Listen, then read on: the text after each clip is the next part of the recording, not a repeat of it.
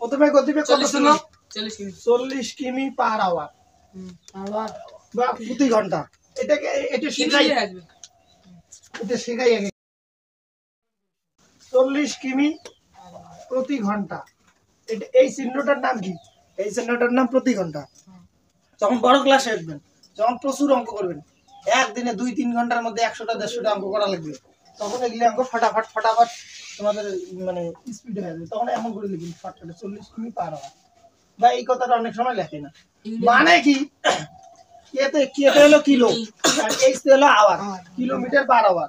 তার মানে কি 40 কিমি প্রতি ঘন্টা, এটাকে বাংলায় বলে। এবার 40 কিমি প্রতি ঘন্টা মানে এটাকে বলা হয় গতিবেগ। এবার এই গতিবেগটাকে ইংরেজিতে বলে স্পিড।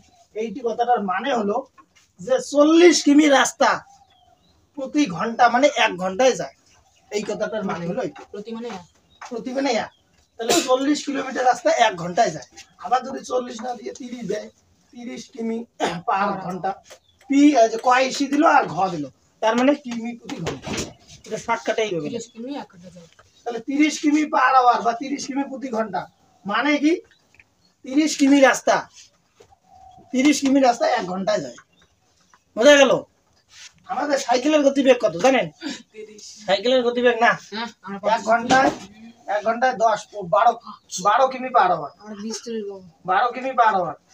1 ঘন্টা রাস্তা যেতে 60 কিলোমিটার যেতে 1 ঘন্টার মতো লাগে সামথিং। এর আশেপাশে হয়, কারো 10 লাগে, কারো 9 লাগে, কিন্তু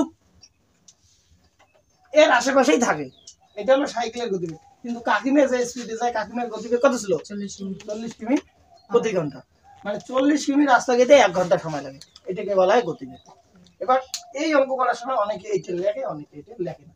লেখার না লেখার কারণ দেখতে একটু খারাপ দেখা যায়।